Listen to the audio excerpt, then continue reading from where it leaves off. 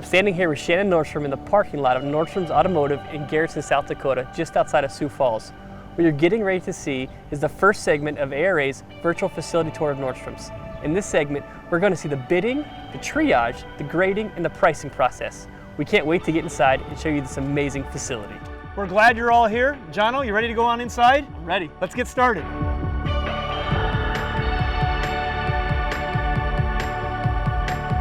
So this is the Now we're at the SWAT Plaza. The SWAT there it is, Plaza, right there, there we SWAT go. Plaza.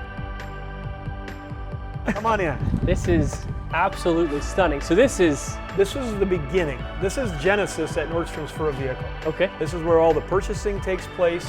This is where all the inventory takes place. This is where the preparation of the repairable vehicles that we still sell a few of takes place. Okay. We do some initial light dismantling in here, such as pulling all the batteries as part of the certification program. Yeah, that's We key. remove all the batteries in here. All the refrigerant is drained in here so Okay. that is done before the vehicles enters the rest of the system. That's all part of us being a certified auto recycler. We want to hit those steps as quickly as we can. Absolutely, yeah. And I think that's key when you start realizing that when Nordstrom's and the Shannon's family began to develop 2.0, they took the certification that ARA has put into place as a paramount into how they do things here, especially in the inventory and the dismantling process, just because we know that it creates a better environment and a better company. Yeah, and I'm now the chairman of the ARA certification committee, and I have been for a number of years, but Yep. my passion for it is exactly what you said. When I went to the first ARA convention in Denver in 1996, I think I figured out it was then. My wife and I got married in Wow. 95, and I think it was 96. It was a good honeymoon. It was hey, we could drive. We didn't. It was cheap, but we got there, and I saw Art Heber and other people talking about the ARA certification program. And at the time, I said, you know what? I got to look into this, and that's what we used to take our place from a junkyard on Sure. a farm to a professional automotive dismantling facility that now has taken over the farm. Absolutely, and there's a distinction because when you start to treat your company like a professional environment, not just a junkyard, things begin to happen, growth happens. It's the culture. You have to set the culture from Yeah. the top down that this is the way we're going to operate. We're going to do things in a professional manner. We are automotive professionals. We are part of that food chain of the vehicle, the ecosystem. Absolutely. And we're crucial. And so that's important to remind our staff all the time is how crucial they are.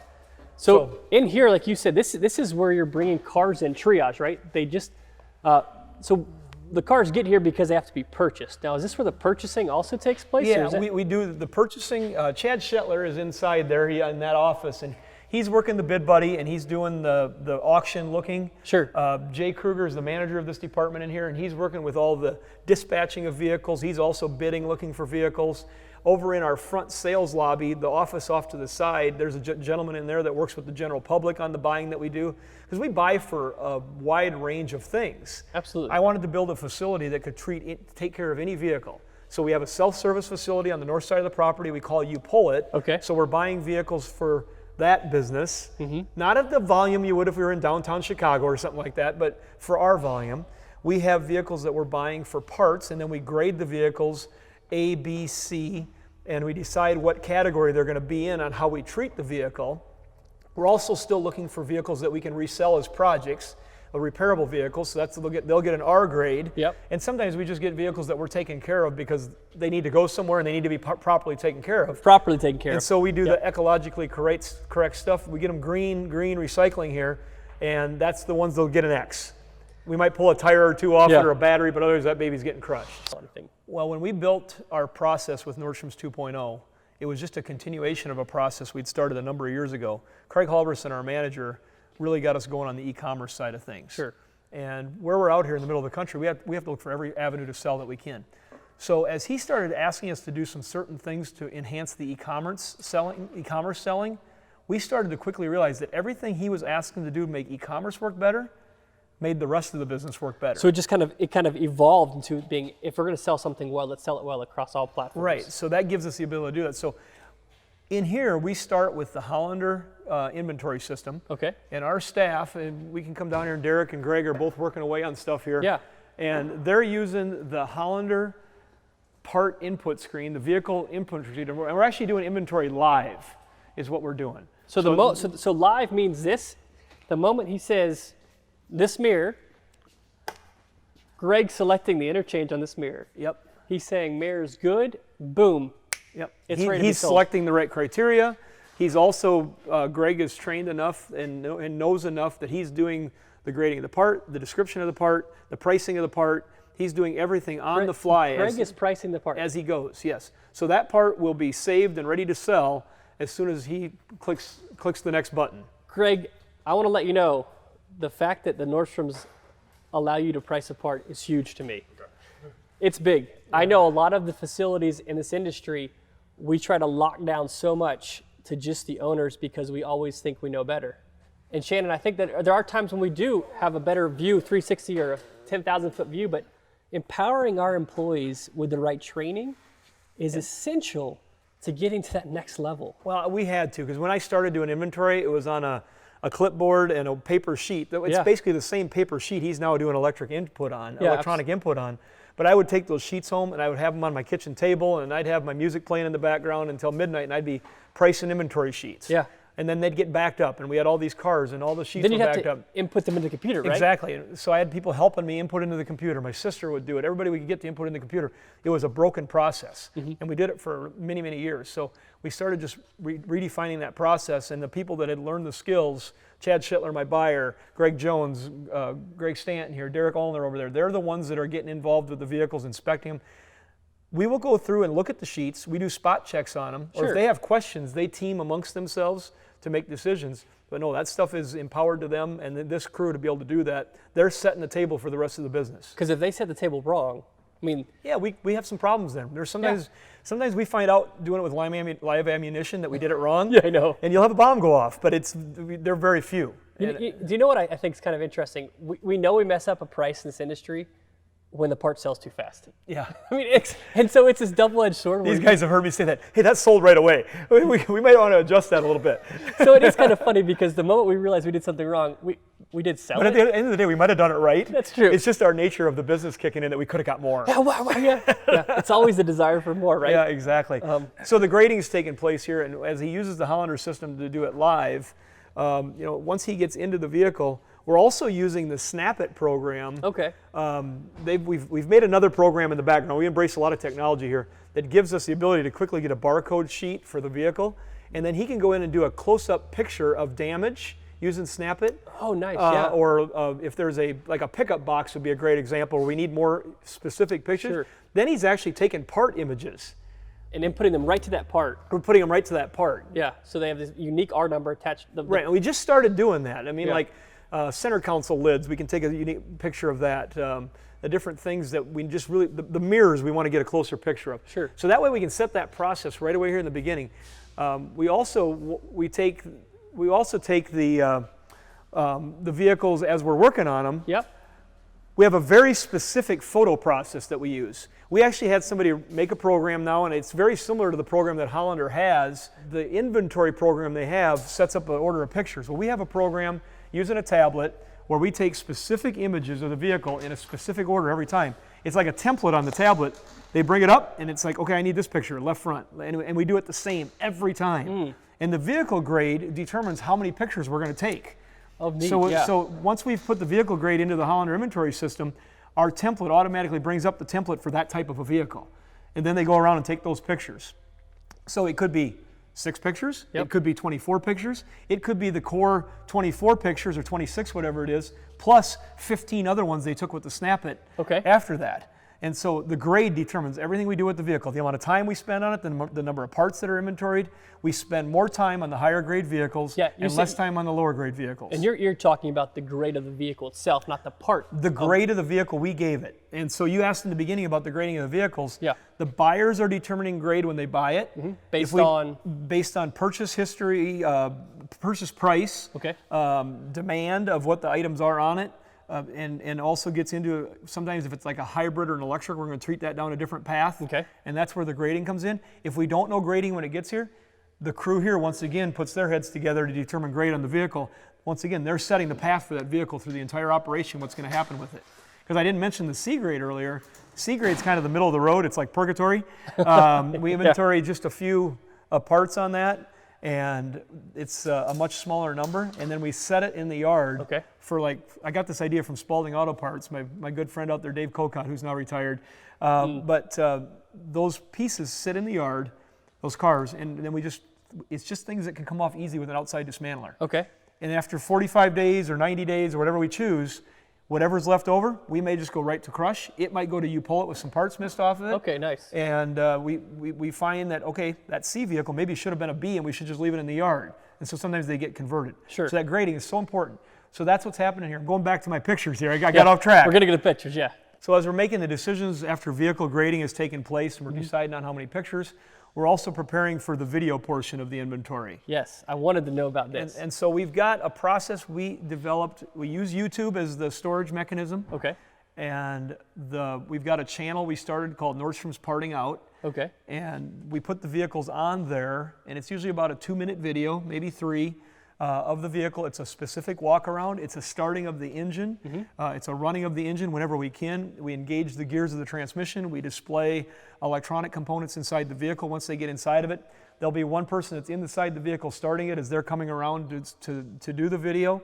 They have to coordinate with each other doing what they're doing to make that happen. But those YouTube videos then are titled with the stock number, the type of vehicle, and they don't get a ton of organic searches, but our sales staff uses it all the time to be able to tell them, hey, we got this engine for sale. You want to hear it run?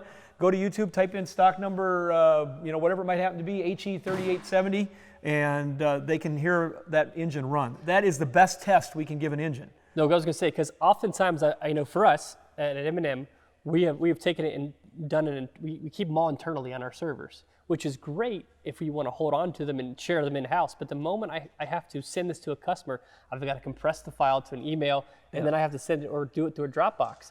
But your system, by using YouTube as your interface, you've allowed your customer the ability to get a hyperlink. Yep, and I got the idea from Jimmy at Tom's farm. Oh, yeah. And we're good friends with him, and I drug my feet for 2 years on using YouTube because I was afraid I'd get them all in there and then they'd be locked out. It still could happen. Finally, we said, heck with it, we got to go. And so we started using YouTube. And so it's been a really good thing to do. And also we can use it for a shop. We'll have a problem. They say, hey, we started this engine up and it's got this big knocking noise. And we're like, can you listen to this video here? Here's this engine just like a month ago. Sure, what happened? What happened here? And so then they're like, and let us look a little further. Yeah. It doesn't solve the problem, but it just gives you a little bit of truth serum to be able to say, let's check a little further. This transmission won't move. Well, we got the wheels turning here. At least let's check that out. That's the kind of stuff it's been good for. And so the YouTube piece has been a really, really big deal. So Shannon, you had mentioned something we came in, and it was the certification process. Yes. And as a chair of the certification for the industry. Yes. Hybrid batteries. This is happening. There's a lot of certification stuff that happens in here. We mentioned the refrigerant. He's got the machine, his cart that I don't know where Dustin's at right now, but his cart that he runs around. Okay. He's pulling refrigerant as the vehicles come around. He's pulling batteries, and we got our charging station over here, and we got the impervious containers that we move them to scrap if they're not any good. That all happens right in this process.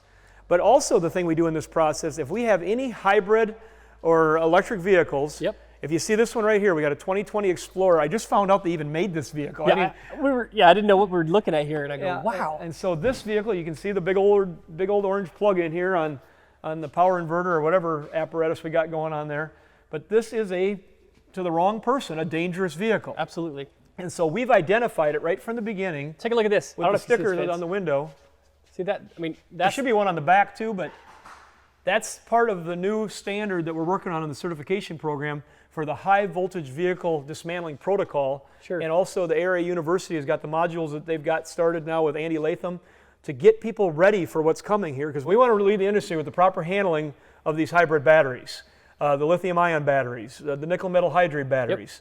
Yep. And we're working on that behind the scenes as a trade association, trying to be prepared so that certified auto recyclers that care to take the right steps are in a position where they want to be when this market continues to erupt. I mean, it's happening. I mean, if you look around at the current situations, what they're pushing on the global level, on the national level, on certain states, I mean, the inflection point's coming where they're going to, I hate to say mandate, but they're going to really be pushing hard for these electrified hybrid vehicles, and it's going to flip. Yep. At one moment, when the price point and the range of the batteries match, it'll be like the iPhone. Yeah.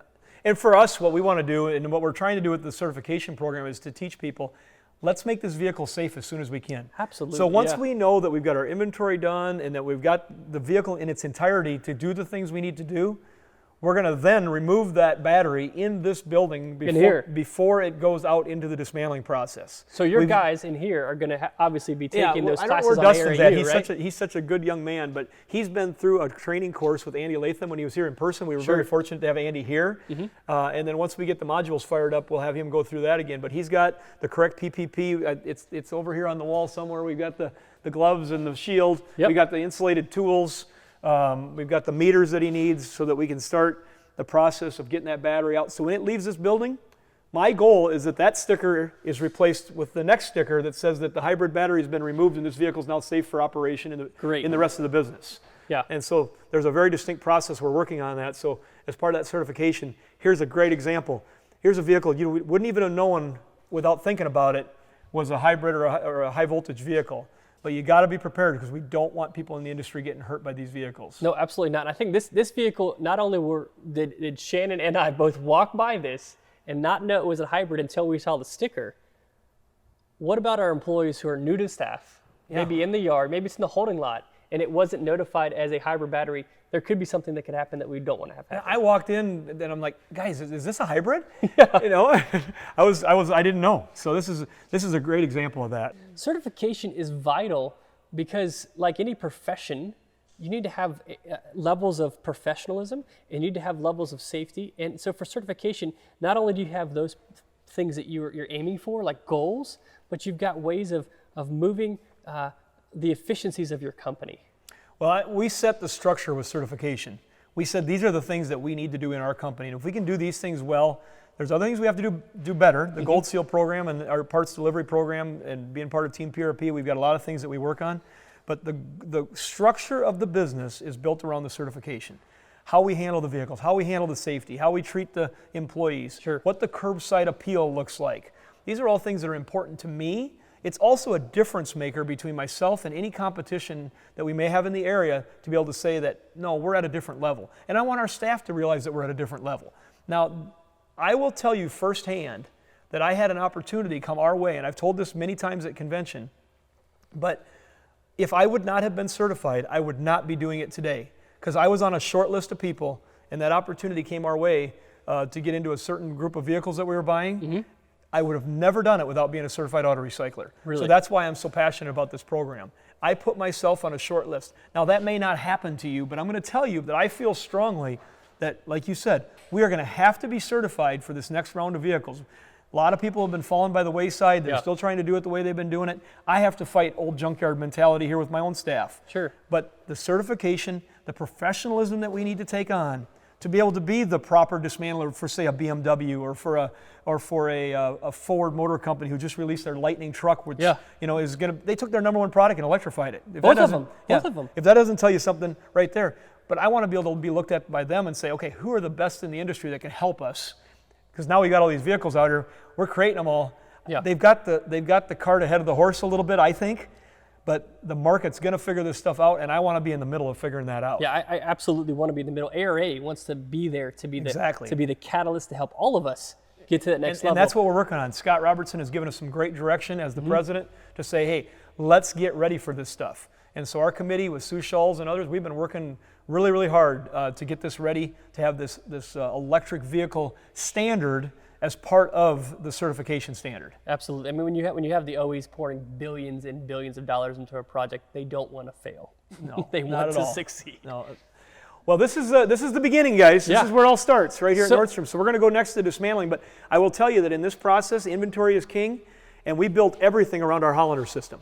Yeah. The Hollander interchange, the power link, that is the database of the center of everything that we do. That's your backbone. That's our backbone. We've got a lot of other technology that we've put around the outside of it here at Nordstrom's, but in the end of the day, our center point is still the Hollander system. How many people do you have in your inventory and buying teams? Well, we've got 3 people here that full-time inventory. Okay. And then we've got Jay and Chad both working on buying. Okay. Doug over in the other office also working on buying. And then we've got a couple of other inventory people that are in the parts process on the other side when we get there.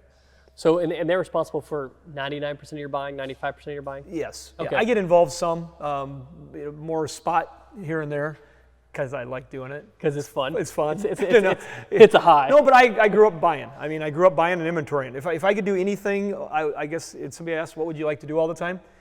I'd love to sell parts. Yeah. I'd love to sell repairables to people, because that's what I grew up doing. Sure. And I enjoy inventory. And I enjoy buying. So who doesn't love an auction? I'm so sad we don't have the old auctions like we used to. Raise your hand. I mean, I go to the police auctions and the impound auctions just to get my taste. Just to get you high. Yeah. So real quick, I had one other question here, because I think this is an area that I grew up doing inventory. That's Sure. what I was my first job. How many cars would you like to see your guys do a day? And I know it's probably, the grading may determine how long they spend on them. I break a lot of rules in those areas. Okay.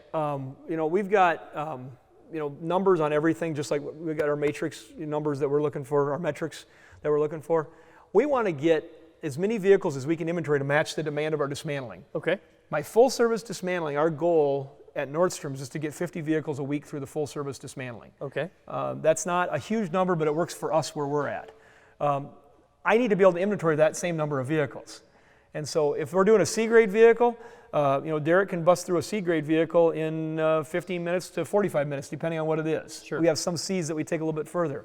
Greg and Derek, when they get into a B or an A-grade vehicle, they might end up spending, like that 2021 Silverado right there is a parts vehicle. It was a damage in transit vehicle. Lucky man. And that's going to get parted out. We'll spend a good solid 3/4 of a day inventorying that vehicle. And you should. And so we take the time to really dissect the vehicles. That's also why the vehicles are on the stands. Yeah. So when we've got broken drivetrain, we can safely get up underneath and take a look. We're pre-inventorying everything, setting the stage for the rest of the process through the facility. And so that's what's happening here. And so they're going to take the time that they need to get it right. Yeah. I don't have them under a pitch count of any sort. We want to just make sure we take the time to get it right. Our goal is to get as many done as we can to match the process on the other side. That's great. So the gas doesn't come out in here. Nope. So where does the gas come out? That's coming on next. All right, let's go. All right. We hope you've enjoyed this first segment in ARA's virtual tour of Nordstrom Automotive. And we hope by now you understand just how important the Certified Automotive Recycler program is.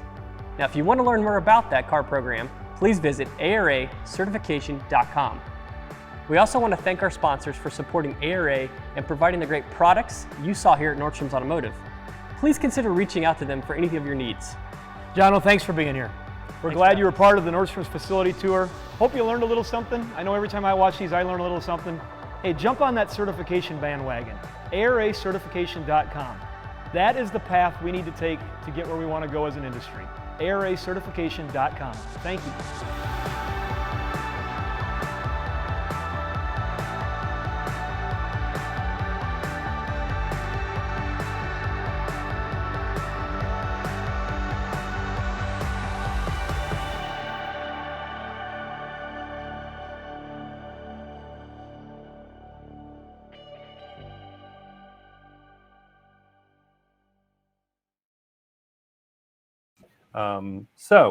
While we're doing that, if anybody's got any questions, just chime in. Jono, if you have any questions that you didn't that we didn't cover during the video, this would be a good time. Sure. Yeah. First off, Shannon, we look a lot better when we're not looking like Roblox characters, right? Yeah, exactly. No. I think that the key is that the first thing is, guys, you're out there. If you're still watching this, just tune in to when they get the high res up there of that tour, because it's something you're going to want to check out and lean into, the way Nordstrom's does that. Now, Shannon, one thing that you guys have elected to inventory all your vehicles inside, correct? Yep. Yes, we have. We built that building in 2003 or 4, I think it was, specifically for the purpose of increasing the quality of our inventory process. Sure. So in doing so, have you felt like you've been able to potentially retain more employees because you've got a controlled environment? Does it give them like, I know a lot of people still inventory outside because they don't have that luxury, but I was kind of, as I looked at that after we'd been there and did the tour and I started to process, I started to realize buying an inventory is where you're making your money for the company, right? You're buying it at the right price. and then you're inventorying the parts correctly and accurately. So those are two very important functions that we have in a late model full service yard and self-service on the buying side. But do you feel like you've had some good tenure with those employees because of the conditions you've been giving them the work?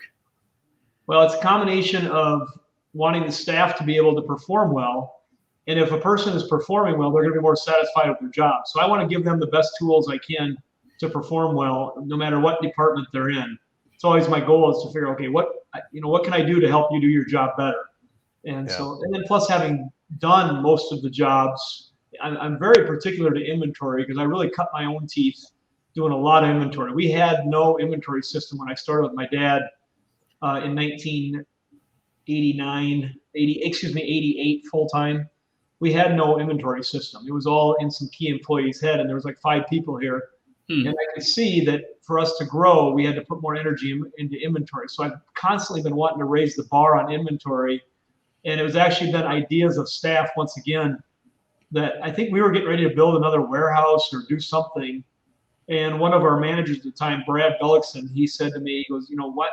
Why don't you build an inventory where you can bring the cars through and give them a real close show and tell in a car wash and, invest in that. He goes, we're doing that all outside. And the cars, at the time we were dragging them in here on our rollbacks on gravel roads, getting all dirty. And, when it rained, they were muddy. When it snowed, they were full of slush and ice. And it was something that it didn't take us long to talk each other into, let's build this building just specifically for inventory and cleaning the cars. And so to answer the question in a long form, it has been our lifeblood to have those people performing well, also being key employees in the business and making sure that we can display our product in the most positive way. And so, we've got other levels to go to. I've seen some people that are already taken what we've done and went past it in the industry. I've been pretty impressed with what I've been seeing out there. It almost gets to be a little bit of an arms race between some of the top performers to see what they can do to do what they saw. I think what it is that's good, though. They don't want to admit that they exactly copied what they saw at somebody's place. So they either have to do it like way better, or they've got to do it like just admit it that they copied somebody. But so we've got some questions. So we've got David chiming in. He just to thank us for the video and all that, but he's got a question there at the end. He says, "How are you making out buying enough vehicles to meet your quota?" David, good to see your name on the chat there. I'll just tell you, we're not right now. Don't feel alone. We are stretching every category, every direction to get enough vehicles into the process. We're paying more than we did before. We're having to go with a higher cost of goods. We're trying to squeeze a little more out of each car if we can. Of course, prices have had to change on certain items. I think we've all seen that in the industry, but we've probably expanded every one of our categories by years and dollars to stretch into the type of inventories that we have to keep. We're not getting as many of the winners, the top performers consistently as we used to. So it is definitely more work now than it's ever been to do that. So I guess the quick answer is we're not getting all the ones that we want. So we're having to stretch our categories quite a bit. Jono, since this question really isn't a Nordstrom specific question, how's M&M doing with this same question? Sure. And so geographically speaking, we're in very different parts of the country. So Shannon, when he talks about going deep and wide or wider, I mean, he's really talking about sometimes 50 to 100 miles before you get to the next city, major city. I'm on the East Coast, for those of you who don't know. So we've got significantly more population, and but we're not. Our numbers are down from last year, where we were buying, or where we want to be, I should say. I mean, last year was kind of a little bit of an interesting roller coaster. I think a lot of us either hunkered down. March, April of last year, we kind of accelerated the buying all the way through until the prices got too high. Yeah. But we came back hard at the end of the year in 2020 and 2021. We're seeing the numbers. We were on par for the most part, but we've seen them kind of slip down a little bit from where we want to be. But it's kind of, everything's got a natural reaction, ebb and flow, if you will, because we're trying hard to keep retention high in the dismantling bays. So, as employment's hard everywhere, right? Yeah. We just got back to full capacity and dismantling, which is a great thing, but it also has been a little bit of a safety valve for us for not being able to buy as many cars as we'd like to buy. Yeah. So it sounds like this is the struggle no matter where you are. So let's move on. Scott chimed in and had a question. Very, very direct, simple. Where do you put your where do you store your EV batteries? Well, I'm going to jump in. This is I think we're kind of we're looking forward into one of the next couple of videos when we get into that but let's address it. Scott, thanks for tuning in and watching. My EV batteries are stored at home in my underwear drawer. Sorry, Scott, I couldn't resist. No, all of our electric vehicle and hybrid vehicles, when they're removed during that process, and we haven't seen as many of them where we're at probably as the people on the East and the West Coast, even the South have seen. We're getting quite a number of them, more of the hybrids. As a matter of fact, I think we got one of our first pure electrics here just within the last couple of weeks. We haven't dismantled it yet. We got a Bolt, B-O-L-T, the recall car, and we are going to be dismantling that. And I know our friends have talked to people that have done plenty of Teslas and things like that, but our batteries are kept in our climate-controlled storage, either in the inventory building. We keep a certain type of battery. The nickel metal hydrates will stay in one area, and the lithium ion type will stay in another area. So we keep them separated.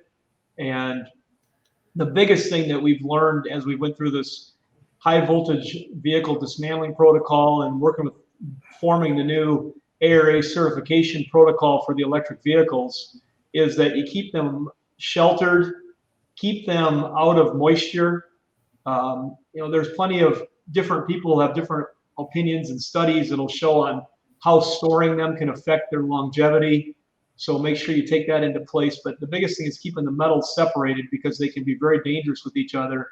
Making sure that they're not in another area that is high in combustibles. I wouldn't keep them in your area where you store your cardboard boxes for shipping or those sort of things. And keep in contact with your local fire officials so that they also know where you might be storing these batteries at that are properly shunted and properly removed from the vehicles for safety's sake, so they're in those correct areas. We're trying to sell as many of them as we can back out for reuse, as quickly as we can.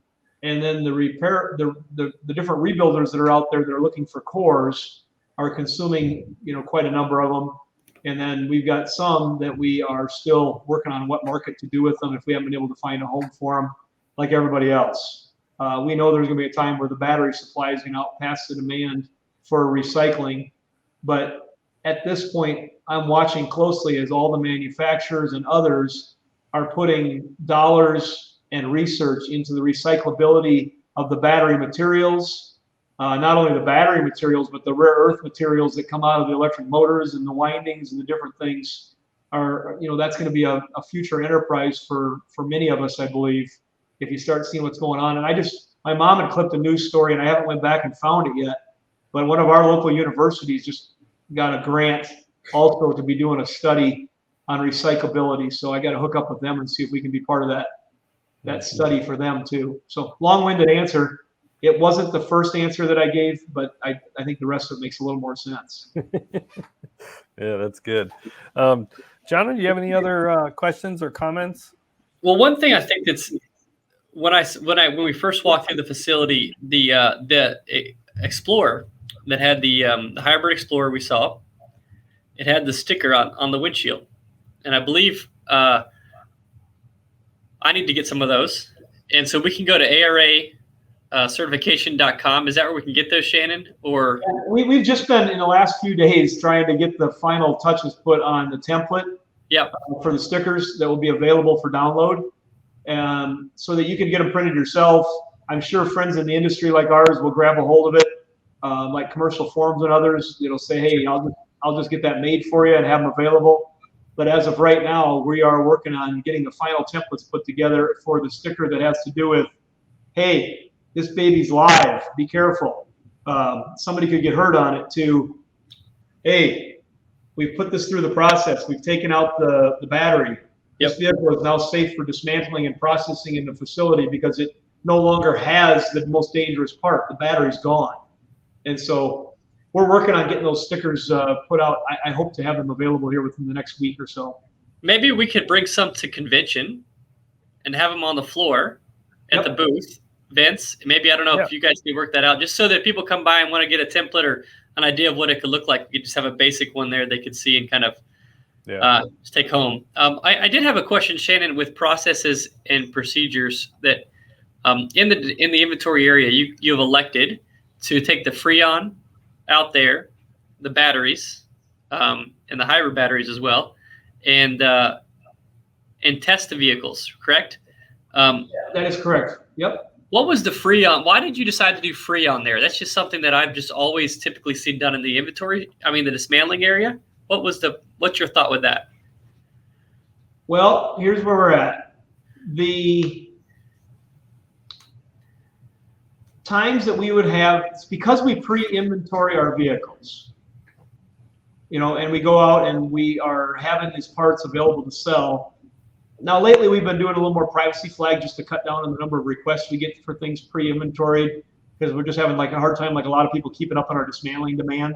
Sure. We've changed some of these processes just recently, again, to take some of those part types down until the car is actually dismantled.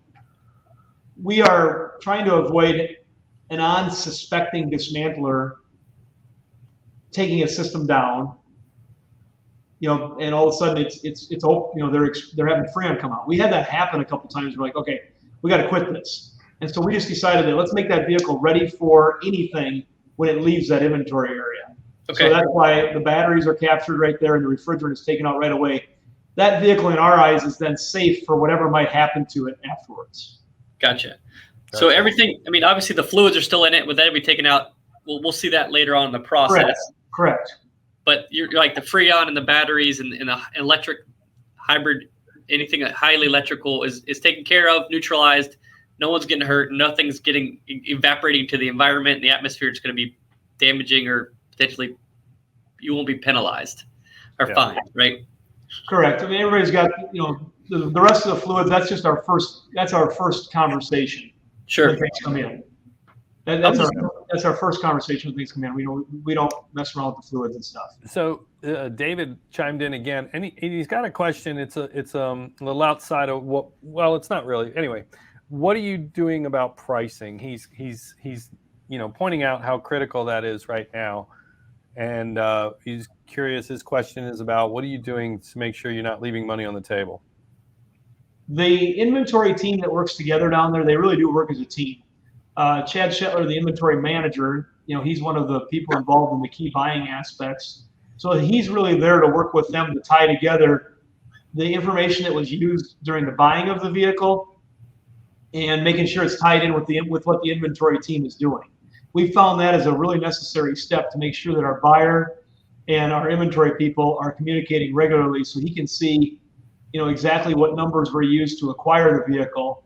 And as long as we get the pricing in our market, what we feel correct for those key crucial components, we know there's going to be a little more wiggle room on some of the components that we haven't addressed yet when they get ready to inventory the vehicle. We have for years, because of and I don't know if I said this during the segment, we have inventoried deep into the vehicles for a lot of years because of where we're at. We were always trying to stimulate our eBay audience and our online audience with the things that we would do. And so to make that work efficiently, we inventory deep into the vehicle. So once you get past your top 15 or 20 crucial part types, we definitely have more flexibility. And that is where we'll get ourselves probably, I'd say, in trouble, is when some of those parts might all of a sudden pop up in value and you haven't caught it. That's where we can get ourselves in trouble. But for that matter, I would wager a bet that even the smartest of us would miss that too. When all of a sudden something is climbing in value and you haven't caught wind of it. You always feel good when you're the one that catches it. At the end of the day, it's usually the salesman that catch it long before anybody else. That's right. So, all right, Shannon, are you using you're using a bidding tool to buy? We use BidBuddy, yes. And do you use that integration throughout the entire process? I know you use PowerLink. You're on we're using the Hollander PowerLink system just live on the part entry process. So you're not using the inventory buddy portion, which would give direct one-to-one from the bidding to the inventory. No, we're not.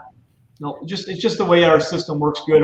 We've got enough other software stuff that we've built around the back end of the Hollander system with the SQL system that's one big positive for us with the PowerLink and so, their product is that we've got access to the database, and so we can tie in and input things along the stream with some of the custom work that we've done. Gotcha. Well, good. And just as a reminder, going forward in these series, you guys are going to see a lot more about the great products that Nordstrom's uses and the generous sponsors we have.